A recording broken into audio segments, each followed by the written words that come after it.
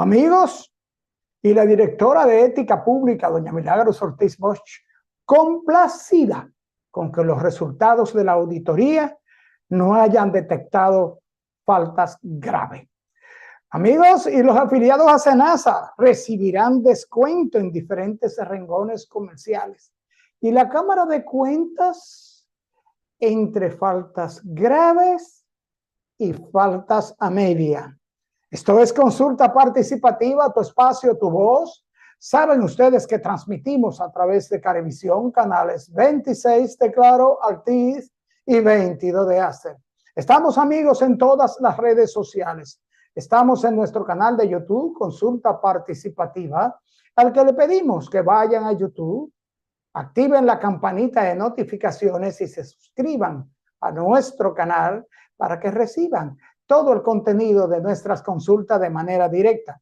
También, amigos, que estamos en Instagram como @consultapar, en Twitter @consultapar, Facebook Consulta Participativa y nuestro número de contacto, nuestro número de WhatsApp 809-769-4500. Escríbanos, contáctenos, haga sus preguntas y sugerencias con respecto a los temas y a nuestros invitados, que de seguro le complaceremos. Como siempre, amigos, agradecerle a todos la sintonía de Consulta Participativa en día domingo de esta hora de 12 a 1 de la tarde, hora de almuerzo, hora familiar. También a todos los amigos que nos sintonizan allende los mares, gracias del alma por estar ahí, gracias por seguir nuestras consultas. Nosotros vamos a una pequeña pausa y retornamos de inmediato con nuestros comentarios.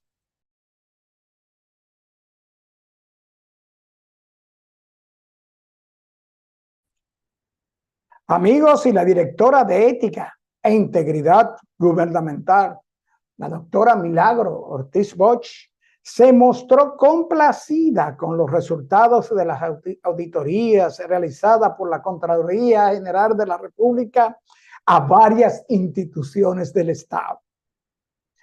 Asimismo, afirmó que las faltas encontradas por el experticio no son graves y todas subsanables. Destacó que es la primera vez en la historia que un gobierno, en 94 años que tiene instaurada la Contraloría General de la República, audita sus propias instituciones e indicó que si la Contraloría hubiera funcionado en el pasado, hubiese evitado las acusaciones de corrupción por el desvío de los fondos públicos. Aquí estamos haciendo una cosa hermosa, que el pueblo pueda ver. Es más, los mismos funcionarios que no han cometido graves faltas, todas subsanables, que sepan que hay vigilancia y además que el poder contralor del Estado funciona. Si hubiese funcionado siempre, no hubiera nadie acusado de un delito de corrupción en el país y no hubiera sufrido el desvío de los fondos públicos a otro sitio.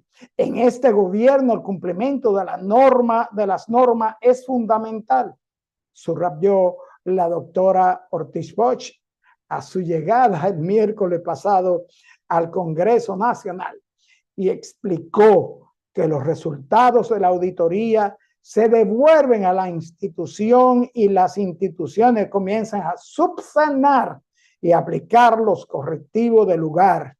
Ustedes no saben en confianza la erosidad que esto ha sido, cometer faltas subsanables.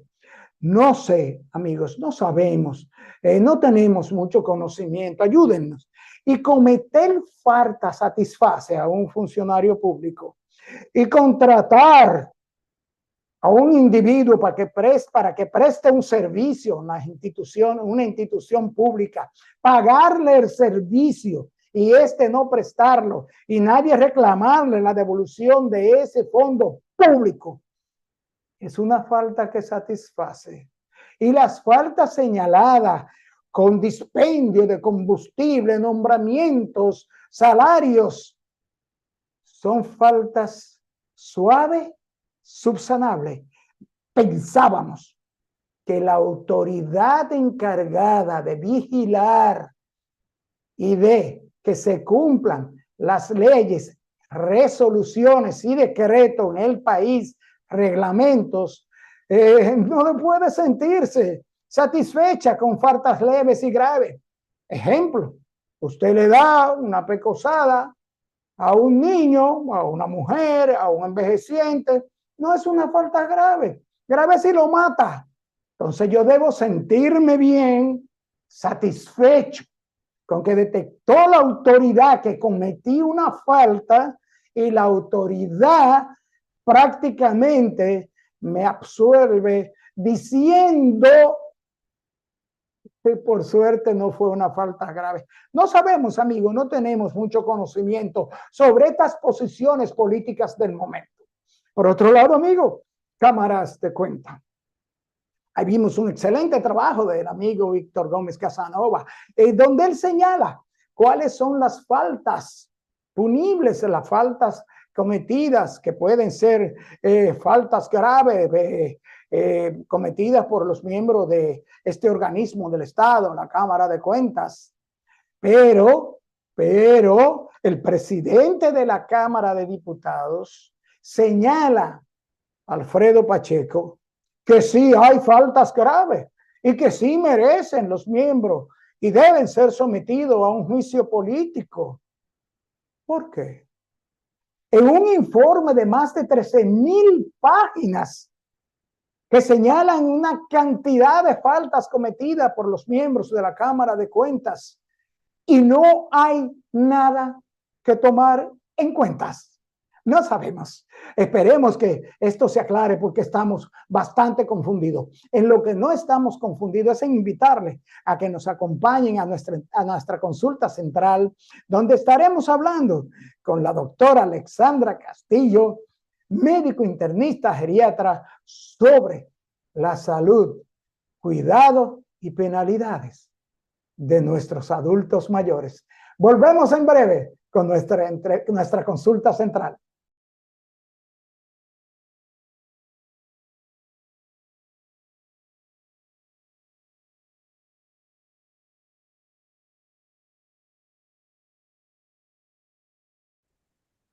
Bien, amigos televidentes, nos acompaña hoy en esta consulta un médico, una persona entregada a la salud de los que entran en lo que yo digo en el plano de ser menos notados. Médico, internista, geriatra, la doctora Alexandra Castillo. Bienvenida a su programa, doctora. No, gracias a usted por la oportunidad, como yo siempre digo, de poder hablar de geriatría, que es mi función, mi pasión, y que cada vez más debe ser notada, porque hacia allá es que vamos, si no queremos morir jóvenes. Así es, doctora. Y yo digo que vamos al plano los envejecientes, de los menos notados, por el asunto de que las personas que no tienen conciencia ni conocimiento, inclusive los estados, doctora, ven al envejeciente como alguien que cumplió su ciclo de vida, pero está respirando, está vivo, come, ríe, llora, sufre. Entonces, no sé qué es lo que pasa. Y a propósito de eso, doctora, mi primera pregunta es, ¿quién lleva al envejeciente al geriatra? ¿Es remitido por su médico de cabecera o es una decisión familiar de visitar con su pariente envejeciente al geriatra? Bueno, en la práctica, ¿verdad? Porque una cosa es en la práctica y otro lo que es mandatorio. En la práctica es por lo general el familiar que ya tiene un poco de conciencia en cuanto al manejo del adulto mayor y ha ido conociendo las ventajas de visitar al geriatra. Pero la mayoría de las veces es por decisión de los familiares o los cuidadores que llevan al adulto mayor al geriatra. Es muy raro cuando un adulto mayor dice, ok, llegué a los 65 años, debo iniciar mi consulta geriátrica. Al contrario, le huyen, pero eso sucede no porque son inducidos, no, no. Lo que pasa es que no hay cultura. En nuestro país, principalmente, no hay una cultura de saber que cada cosa tiene su momento, cada cosa tiene su lugar. Y así como, por ejemplo, los niños van a su pediatra porque no van a otro especialista. De hecho, si necesitan una subespecialidad, los infantes me refiero, si necesitan un cirujano, hay un cirujano pediátrico. Si necesitan un cardiólogo, hay un cardiólogo pediátrico. O sea, un niño no va a otro médico que no sea pediatra. Entonces, debería existir esa misma cultura para que el adulto mayor no deje de ir o no inicie su consulta con el geriatra, que debería ser quien ordene, quien dirija la evaluación médica de ese adulto mayor. Claro, debo aclarar que no significa que el geriatra va a desplazar a las otras especialidades, porque, por ejemplo, si hay que hacer una endoscopía, no la va a hacer el geriatra, la va a hacer el especialista de esa área, pero siempre y cuando el geriatra sea quien dirija esa orquesta, como decimos, va a ser favorable para ese adulto mayor.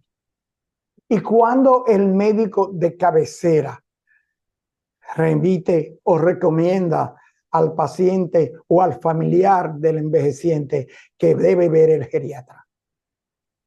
Si nos vamos a la práctica, por lo general, cuando ya el paciente ha sufrido múltiples procesos, es que llega donde el geriatra. No es la práctica común que nosotros como especialistas tomemos la decisión. Mira, ahora es turno de que un geriatra tome conducta ya por la edad o por la condición. Generalmente cuando los recibimos es porque ya los procesos que ha pasado, otros especialistas lo han manejado, lo han tratado y al final, mira, ve al geriatra ya, como el que resuelva. Esto, Aunque se oiga feo, en la práctica es así. esto quiere decir que la evaluación de los ancianos suele ser diferente a la evaluación médica convencional, doctora. Sí, claro, sí, claro. Nosotros, hay algo que yo digo mucho y es que el geriatra no mira no evalúa al adulto mayor en función de si tiene o no una enfermedad. Nosotros como geriatras nos enfocamos mucho en validar la independencia o la autonomía del paciente. Entonces, una persona, la salud de un adulto mayor se va a medir en función de esa independencia o esa autonomía que mantenga. O sea, mientras más independiente sea un adulto mayor, en mayor salud estará, indistintamente de la enfermedad. Obviamente, la enfermedad debe estar controlada, pero nosotros nos enfocamos primero en la autonomía. Vemos la parte física, claro, la parte social y la parte mental. Eso tiene que ser un todo en esa evaluación geriátrica para garantizar que el adulto mayor esté en salud. Eso es una mesa de tres patas que viene dirigida por la autonomía. Entonces, todo eso nosotros lo evaluamos. Así es, doctora. Y mire que vuelvo a insistir en esto que dije primariamente de los menos notados. Fíjese usted cómo hacen los gobiernos, la sociedad, todo el mundo enfoca su atención mayoritaria y primaria. Y entiendo que debe ser así, hacia la pediatría, hacia el tratamiento pediátrico del neonato, del niño hasta X edad. No Desde la hacia, barriga. desde la barriga, exacto, desde la concepción, si así podemos decir. Entonces, en el caso del adulto mayor, el geriatra, doctora, hay cosas que me llaman poderosamente la atención. Mire, tenemos según unos números en nuestro país más de 1.200.000 envejecientes, más de 1.200.000 envejecientes. Pero, doctora, el 69% de ese 1.200.000 envejecientes está por debajo de la línea de la pobreza. Y esto los hace no elegible para tener atención adecuada cuando lo demandan por su edad. Doctora, ¿siente usted o ha experimentado usted como médico geriatra que hay discriminación en el país con los envejecientes? Pero por mucho. Y ahí entra ¿Cómo? el término Perdón, ¿cómo? Por mucho. por mucho, por mucho. Y ahí entra el término de edadismo, que eso lo podemos definir como esa discriminación que sufren las personas de la tercera edad por cualquier motivo. A nivel, en todas las esferas, hay un edadismo muy marcado. Y antes de continuar en ese punto, usted menciona la cantidad de envejecientes que hay, pero eso es según el censo del 2010, Así ¿verdad? es, Que fue el último así censo que es. se publicó. Aún hay más. Y yo le voy a decir algo. Nosotros estamos transitando en lo que es la promoción de un envejecimiento saludable, según a nivel de la OPS, ¿verdad? Ellos tienen un programa de validación para darle inclusión al adulto mayor. Pero a nivel mundial estamos viviendo algo que es la transición demográfica, donde va a haber más personas adultas mayores que niños de 5 años. Y eso va a ocurrir o va a ser más notable en el 2050. Todos los países, inclusive los de la región, se están preparando hacia ese enfoque.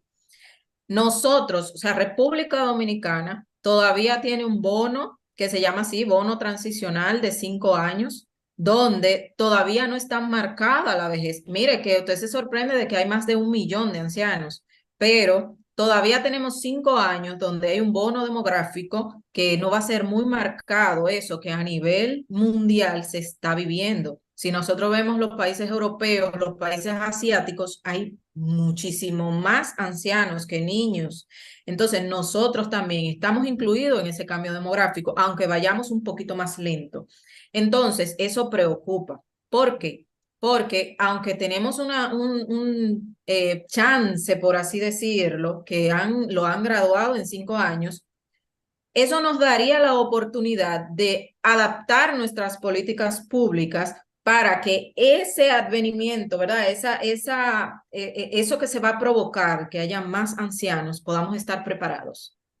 Entonces, se nos está dando esa oportunidad, pero no tenemos esa voluntad política de que sean incluidos los adultos mayores dentro de todos los procesos. Y como bien manda la Organización Mundial de la Salud, o sea, no es el anciano que se tiene que adaptar a las políticas públicas, son las políticas públicas que se deben adaptar al envejeciente, a sus necesidades, a hacerlo inclusivos, a que puedan ser partícipes de todo lo que haya que desarrollarse, porque es una persona común y corriente que simplemente está marcado por una edad. O sea, ya yo llegué, qué sé yo, a los 60 años, ya me pensioné. ¿Y ahora qué voy a hacer? ¿Qué me ofrece el Estado? ¿Qué me ofrece mi entorno, la sociedad, para yo seguir siendo una persona funcional?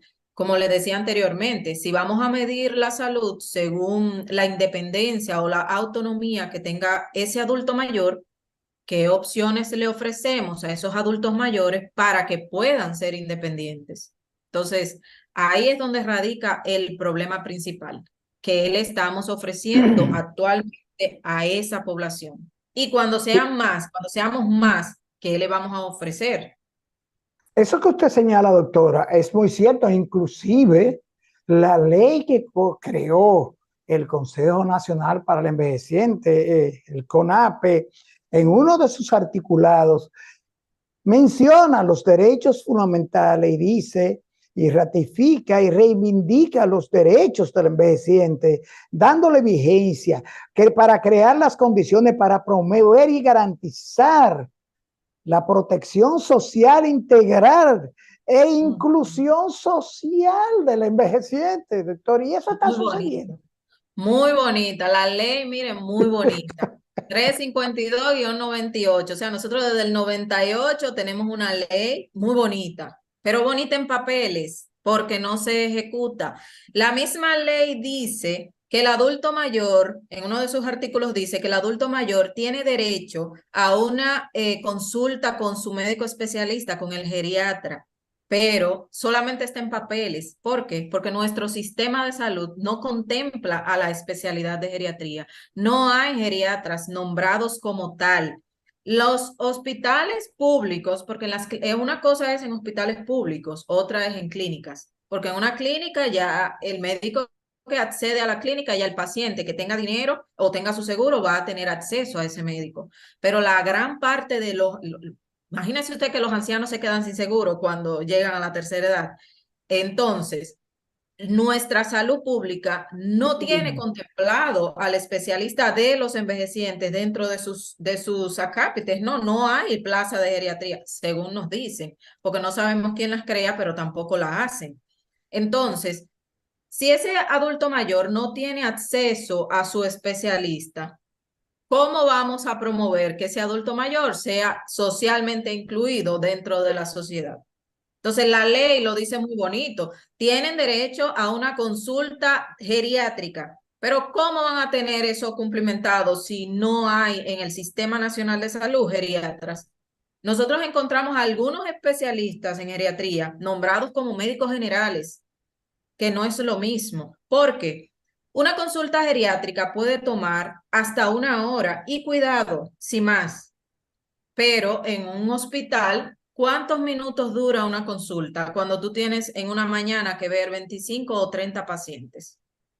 Así es, doctora. Y a pesar de eso, la misma ley dice que hay que crear las condiciones para que todas las personas mayores participen como ciudadanos en la construcción de un proyecto colectivo Muy de lindo. equidad social.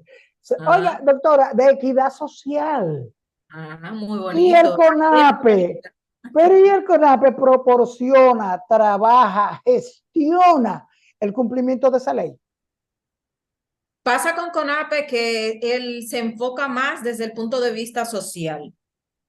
Actualmente se puede decir que hay muchos de los acápites que socialmente CONAPE los suplementa, los supervisa y pues yo entiendo que está haciendo un trabajo desde el punto que le toca, aunque todavía falta mucho por hacer. ¿Por qué? Por lo menos desde el punto de partida de CONAPE, tiene médicos geriatras nombrados ya, que antes no existían. Y hay médicos geriatras que sí le están dando soporte en ese sentido. Hay algunos centros de día, que eso es más donde ellos se han enfocado, que ya tienen geriatras y pueden darle esa valoración a los que acuden allí. Pero todavía es muy mínimo. O sea, para lo que se avecina, que ya los otros países están viviendo y que nosotros vamos a vivir prontamente, es muy poco lo que se está haciendo. Debería hacerse mucho más. O sea, doctora, eso que usted señala y nos hace recordar que en nuestro país, cuando usted es jubilado, pensionado, se retira porque trabajó 30 años, 25 años, tiene 65, 63 años. Usted se va para su casa sin seguridad social y Y no sin hay y no hay el sistema, porque yo puedo irme pensionado y decir, no, yo quiero conservar mi seguro contributivo, yo voy a sacrificar la poca pensión que me toca y voy a pagar mis coberturas, mi seguro, mi ARS. No hay ese sistema. ¿Y por qué el Estado no cumple con su rol en ese aspecto? Y aparte de lo que es lo social, lo de sociabilizar y que él se quiere mucho el viejito, el envejeciente, no le garantiza la salud, la alimentación y la paz que necesita el envejeciente luego de los avatares de la peor enfermedad, que es el así es. calendario, doctora. Así es. Tristemente, yo decía en una ocasión, es difícil llegar a viejo en República Dominicana. Es difícil porque no encontramos quién es que va a tomar la batuta y va a decir, vamos a trabajar por los adultos mayores. Claro, sin descuidar los otros grupos etarios, porque debe ser un completivo. Pero lamentablemente los adultos mayores son excluidos en todas partes. Y algo que yo digo y que es fuerte, lo reconozco también, pero yo soy muy directa en ese sentido, y es que lamentablemente los políticos se acuerdan del anciano cuando van a votos, cuando hay elecciones. Y una de las tareas que les ponen a los políticos es hacerse una foto con un envejeciente. Todos los políticos tienen fotos con los envejecientes y luego que suben a la silla, no sé qué pasa. Pasamos al plano oculto. Doctora, vamos a una pausa.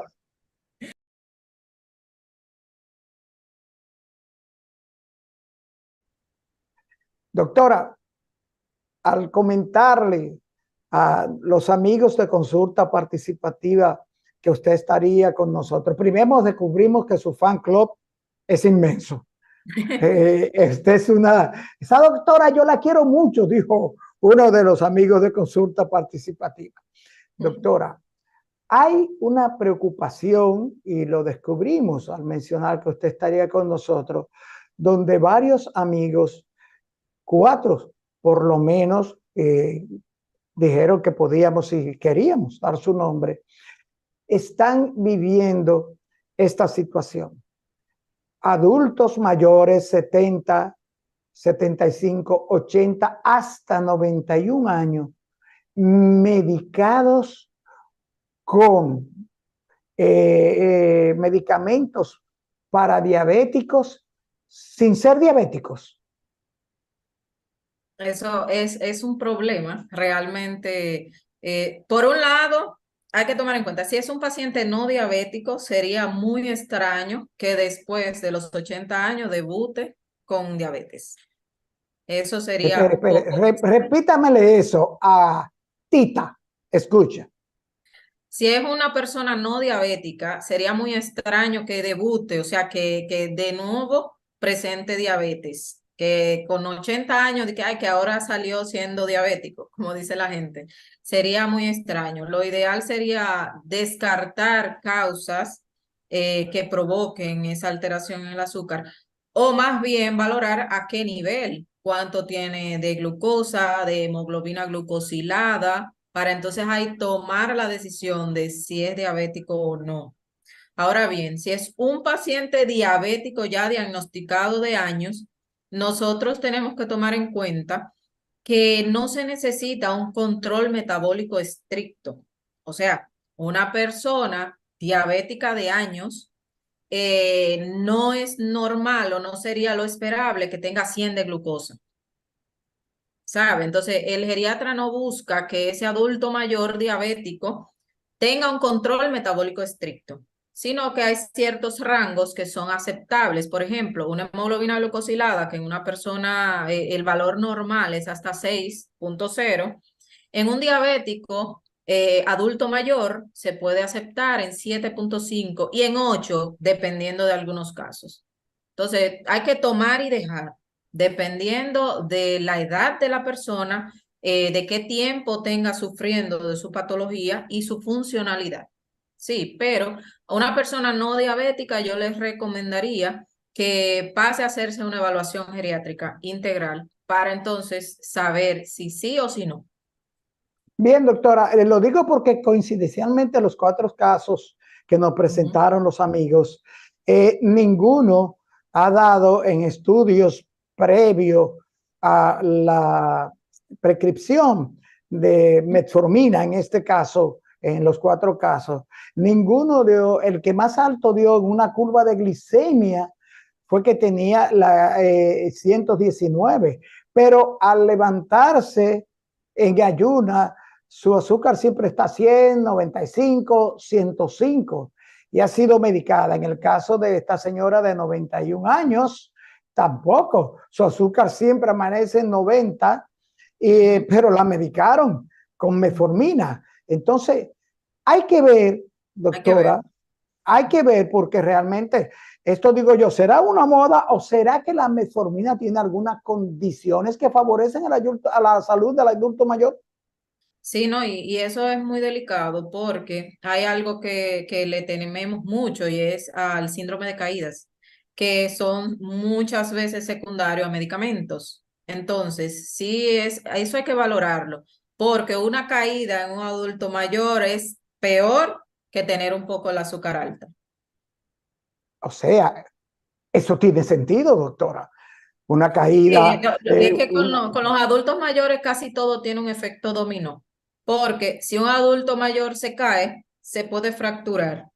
Casi siempre se fractura la cadera. Si se fractura la cadera, va a estar encamado. Si se encama, puede tener úlcera. Si se ulcera, se infecta. Y así sucesivamente, es un efecto dominó. Una sola cosa le causa todo, todos los síndromes geriátricos. Entonces, sí es bueno valorar la medicación para evitar esas situaciones.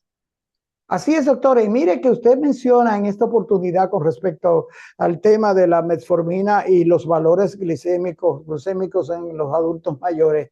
Estos síndromes geriátricos, ¿cuáles son estos síndromes geriátricos y cuáles son los más peligrosos de estos síndromes geriátricos? Los síndromes geriátricos son prácticamente una gran parte del porqué de la geriatría, porque tienen alta prevalencia en el adulto mayor, pueden confluir con como le explicaba hace un momentito, un solo síndrome geriátrico puede provocar que se vaya de uno a otro. Entonces, nosotros siempre nos enfocamos en evitarlo, porque produce muchos efectos negativos en el adulto mayor. Entonces, de manera inicial, se decía que la fragilidad es un síndrome geriátrico, la iatrogenia, el síndrome de caídas, la incontinencia urinaria, incontinencia fecal, son todos síndromes geriátricos. Casi todas las patologías en el adulto mayor producen un síndrome geriátrico. Ahí están también muy frecuentes la polifarmacia. Un adulto mayor por lo general toma muchos medicamentos y todos estos medicamentos provocan efectos negativos por varias razones. Primero, por la confluencia de todos esos componentes dentro del organismo del anciano y que en algunos puntos uno valora qué tan beneficioso es ponerle una dosis a un paciente o qué tan beneficioso sería retirarlo. Yo por eso digo que nosotros los geriatras somos desprescriptores oficiales sin faltarle respeto, ¿verdad? Obviamente a los colegas, pero uno valora en su justa dimensión qué le conviene a ese adulto mayor. Yo siempre pongo el caso de un paciente que yo tuve en una ocasión que tomaba 14 pastillas al día. Él estaba en cama, o sea, él no se movía, no hablaba, prácticamente ni comía, pero dentro de la parte física o de salud estaba cubierta porque se tomaba todas sus pastillas fielmente o se la daban porque no era él que se la tomaba. Y el único tratamiento que yo le di fue comenzar a retirarle alguna de esas pastillas, después de hacerle su valoración, lógico, ir descalándole esos medicamentos. Y la primera vez que ese señor me habló, yo me di un espanto porque nunca lo había escuchado hablar. Y actualmente ese señor se toma 4 pastillas y de eso hace 3 años, 3, 4 años que yo lo vi por primera vez. Y ese señor está totalmente funcional, prácticamente puede comer por sí solo, etcétera, habla con sus familiares y demás. Y lo único que yo le traté fue la polifarmacia como síndrome geriátrico. Entonces, más síndromes geriátricos, las úlceras por presión es otro síndrome, y etcétera. Hay muchísimos tipos de síndrome en el adulto mayor, que son patologías y procesos que se dan en el adulto mayor. Pero eso que usted señala, doctora, eso es muy importante, el asunto de medicamentos potencialmente inapropiados con el adulto mayor, porque no es lo mismo un organismo de un individuo de 40, 55, 50 años y que se tome un medicamento inapropiado porque se lo dijo un amigo. Yo me tomé una vastatina y me hizo un bien para el colesterol, pero un adulto mayor, un medicamento inapropiado puede significar la muerte. Pero claro, por supuesto que sí, muchas veces no se necesita. Mira, los efectos secundarios de la mala utilización de medicamentos son terribles en el anciano y no solamente prescritos. sino que nosotros somos muy dados a que el vecino tomó esto, ay, mire, tómese esto, que a mí me vino muy bien, y anexamos ese medicamento. Podemos ir al colmado y comprar antibióticos, comprar medicamentos al de libre venta, y eso le agrega mayor problema. Entonces, un adulto mayor que se tome 3 o 4 medicinas de uso continuo ya está en polifarmacia. Entonces, los efectos negativos de estas son muy graves en el adulto mayor, porque de hecho se desencadenan muchas cuestiones. Le decía hace un momento que la confluencia o la mezcla de todos esos medicamentos en el organismo trae un problema. Muchas veces hay efectos secundarios del medicamento que para colmo venimos y tratamos como un síntoma aparte y es provocado por un medicamento. Eso es terrible. Por ejemplo, se toma una pastilla X y esa pastilla, el efecto secundario es que le da mareos. Entonces acuden nuevamente a una consulta o donde el vecino, mire, tómese esa pastilla para quitarle los mareos. Entonces nosotros estamos medicando a un efecto secundario de una pastilla que se está tomando el adulto mayor. No, es más fácil valorar qué medicación está usando y en función a esa saber si es secundario al medicamento o si es un problema aparte. ¿Me doy a entender? Entonces son situaciones que se presentan, que son especiales en el adulto mayor y que el geriatra valora porque tenemos esa visión de saber siempre que tenemos que buscar la causa de lo que está pasando, no tratar un síntoma. Doctora, tenemos que regresar al principio, volver al principio. ¿Y los cuidadores? ¿Qué dice la ley? ¿Se refiere la ley a los cuidadores de los adultos mayores y ancianos? ¿Hay lugares de formación para cuidadores de ancianos? ¿La ley contempla algún tipo de obligatoriedad en preparación para cuidadores privados y los cuidadores particulares, los familiares? ¿Hay algún lugar donde acudir para orientarse al respecto? Como casi todo, lamentablemente, en nuestro país, hay cuidadores formales como tal, no hay una exigencia. Por lo general, quien cuida al adulto mayor es un familiar que se dedica casi siempre por entero a cuidar el paciente. La mayoría de las veces no tiene una formación per se como cuidador, sino que hace lo que puede. Y casi siempre quien cuida es una mujer. Entonces, la doña o la hija o la esposa es quien se dedica a cuidar. Eso es una situación que también vulnera más los derechos de los adultos mayores cuando son dependientes, que eso es una situación que también les aqueja bastante, bastante. Pueden quizá, tratando de ayudar, pueden desayudar por desconocimiento. Pero, doctora, ni siquiera sabemos de qué ejemplo. En los asilos de ancianos, la ley no obliga a que el que va a cuidar a un envejeciente, a un anciano, tenga cierto tipo de preparación, sin referirnos a los profesionales de la enfermería, que tengo que reconocerle, y todos debemos reconocerle a los profesionales de la enfermería su dedicación, su Sí. sacrificio y su trabajo. Y me gusta mencionarlo porque ver estas enfermeras muchas veces con condiciones tan precarias de trabajo también pues mortifica. O sea, ni siquiera en los asilos de ancianos hay obligatoriedad, hay un protocolo, hay un catálogo de procedimientos para cuidar al adulto mayor. Sí, de que existe, existe. Y en los asilos en específico, sí, hay enfermeras que son las encargadas del cuidado de estos adultos, pero aquí en el país, por no decir que no hay, pero no conozco enfermeras preparadas o instruidas para atender al adulto mayor, que tengan su diploma, que yo hice mi curso de geriatría, de enfermería geriátrica o de gerontoenfermería, no. No la hay, al menos yo no la conozco. Entonces ya ese es otro tema, porque no es lo mismo cuidar a una persona, aunque la enfermera está instruida para el cuidado de todos, pero el adulto mayor amerita ciertas cosas que deberían también entrenarse en ello. Deberíamos tener más especialidades, más profesionales del área y no solamente de enfermería. A nosotros nos hace falta, por ejemplo, odonto, geriatra, que ese es odontólogo encargado de la salud bucal del adulto mayor, que presenta patologías específicas que aquejan a ese grupo etario. Si, por ejemplo, las prótesis que son tan frecuentes para colocación en el adulto mayor, no es solamente medir y colocar, hay que ver las situaciones que se provocan por la utilización de la prótesis y etcétera. Hay otras profesiones que tampoco tenemos. Por ejemplo, el gerontoarquitecto. Eso no hay en el país.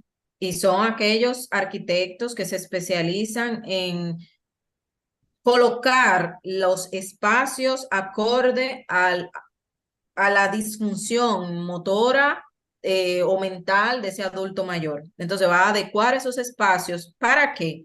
Para mantener la autonomía. Por eso inicié diciendo que esa es la parte principal en todo adulto mayor. Por eso da hasta pena hablar de esto, porque uno dice, ay, ¿qué estamos haciendo? ¿Qué es lo que vamos a hacer? ¿Quién es que va a escuchar para que logremos la inclusión de ese adulto mayor? Son pocas cosas, no es que uno hablando, uno dice, wow, pero no tenemos, no tenemos, no tenemos. Pero hay que comenzar a tener disposición en hacer y comenzar con lo que tenemos. Aquí en el país, por lo menos, tenemos muchos geriatras ya. Tenemos 2 escuelas de geriatría que forman año tras año un grupo de especialistas en geriatría. Entonces, lo más fácil es, bueno, ya yo tengo los geriatras, déjame incluirlo en el sistema de salud para que me vayan valorando esa población y procurando que esos adultos mayores sean funcionales. Y de esta forma vamos a ir ganando espacio, vamos a ir ganando, porque a largo plazo eso es costo-beneficio para el Estado. Doctora, me están haciendo muchas señas, pero tenemos una pariente que quiere saber la hipersomnia en el adulto mayor, en el envejeciente, por ejemplo, en el caso de esta persona de 90 años. ¿Es la hipersomnia un riesgo de muerte o de manifestación de patologías en el adulto mayor? La hipersomnia como tal, como un diagnóstico especial o específico en el adulto mayor, sola es muy rara. Generalmente se da más en niños y adolescentes. La hipersomnia como tal. En el adulto mayor son provocadas casi en su mayoría por efectos secundarios a medicamentos. Hay otras causas que son menos frecuentes, pero que también pueden darse, como por ejemplo cuando una persona duerme de manera insuficiente o cuando una persona tiene sueños fragmentados. Por ejemplo, en los adultos mayores se da mucho que tienen que levantarse mucho a orinar al baño, que es provocado también por otras situaciones, pero es algo muy frecuente y eso puede provocar hipersomnia. Es decir, como no puede hacer un sueño corrido, completo o descansar totalmente en la noche, en el día se mantiene un poco asoñado y de hecho puede mantenerse en el día durmiendo. Pero ya vemos que es secundario a algo, ¿no? Y una hipersomnia per se. Algunas enfermedades pueden provocar hipersomnia, enfermedades por lo general cerebrales como la encefalitis, puede haber los traumas craneales, pueden provocarlo también. Si el paciente tiene apnea de sueño, eso también puede provocársela, en fin. Pero vuelvo, insisto, lo más frecuente que provocaría esa hipersomnia o el sueño excesivo en un adulto mayor, siempre hay que averiguar de primero la parte de los fármacos, de qué medicina se está usando. Nosotros en nuestro haber, ¿verdad? En nuestra práctica, vemos el uso común que tienen cierto tipo de medicamentos que son las benzodiazepinas. En el adulto mayor son muy recomendadas y esto provoca este trastorno, la hipersomnia. Ese en específico es quien más lo provoca. Entonces, siempre es bueno valorar de primera instancia la parte de la medicación. Esto en el adulto mayor, porque ya en los niños, en los adolescentes, si es una patología per se que hay que validar y hay Claro. que saber qué está pasando. Buscar esas causas. En el adulto mayor es buscar esas causas que la provocan y eliminarlas. Bien, doctora, nos están haciendo muchas señas, pero no podíamos dejar de orientar y complacer a estos amigos que nos siguen en consulta participativa y que están preocupados por sus viejitos. Y ciertamente, doctora, como ya le dije, lamentablemente llamados los menos notables. Doctora, gracias del alma por acompañarnos. Sabemos de su trabajo, de su agenda. Y recuerde que las puertas de consulta participativa son para usted siempre abiertas.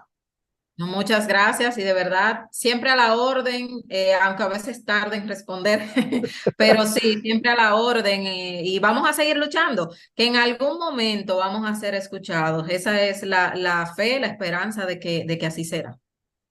Así le pedimos al divino. Gracias del alma, doctora. Bien, amigos televidentes, después de esta interesante consulta con la doctora Alexandra Castillo, médico, internista, geriatra, solo nos resta darle las gracias por estar ahí, por acompañarnos en estas consultas cuyo objetivo es orientar a la familia y a usted, amigo televidente, con respecto de su salud. Amigos televidentes, nos vemos en la próxima consulta.